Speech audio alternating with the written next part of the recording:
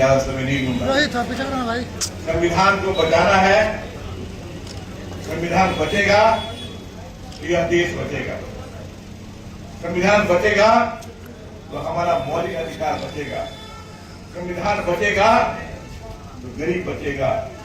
संविधान बचेगा आदिवासी बचेगा, दलित बचेगा, देश के तमाम किसान बचेगा। इसलिए संकल्प हम लोग ये है कि संविधान को हमको बचाना है, इसीलिए यह कार्यक्रम यहाँ पे रखा गया है।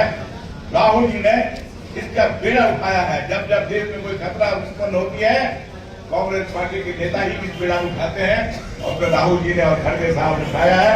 इसलिए इस संविधान को बचाने में आप लोगों को मैं ये कहना चाहता हूँ कि संविधान को बचाने में आप लोग की पूरी भागीदारी आप लोग की करें और हर पंचायत में, हर घर में यह संदेश लेके जाए कि संविधान बचाने के लिए हम लोग संकल्पित हैं, हम लोग संविधान को बचाना है। साथियों, मोदी जी बार बार कहते हैं कि इस देश में हिंदू खतरे में है।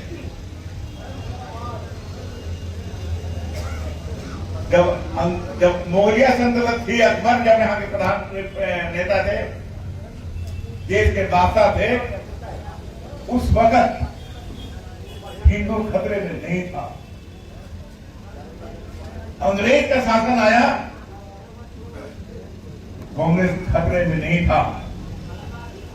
पंडित जवाहरलाल नेहरू, इंदिरा गांधी जब देश के प्रधानमंत्री बने, राजीव गांधी बने, नरसिम्हा राव जी बने, मनमोहन सिंह जी बने, देश के हिंदू खतरे में नहीं था। इसके बाद जब हमारे अटल बिहारी वाजपेयी जो बीजेपी के सबसे बड़े नेता, वो जब प्रधानमंत्री बने, उस वक्त भी हिंदू खतरे में नहीं था। लेकिन नरेंद्र मोदी जब प्रधानमंत्री बना तो बोलना शुरू कर दिया कि आज हिंदू खतरे में है। मैं जानना चाहता हूं मोदी से, मोदी आप वो हिंदू, इस देश का गृह मंत्री हिंदू, इस देश का रक्षा मंत्री हिंदू, इस देश का रक्षा सेनाध्यक्ष हिंदू, वायुसेना के अध्यक्ष हिंदू, जल सेना के अध्यक्ष हिंदू, सब हिंदू। तो फिर देश के हिंदू खतरे में क्यों है, ये मैं मोदी से जानना चाहता हूं। इससे साफ जाहिर होता है इस देश में आपकी कुर्सी खतरे में है। इसलिए बार बार इस बात को तुम बोलते हो कि देश का हिंदू खतरे में है।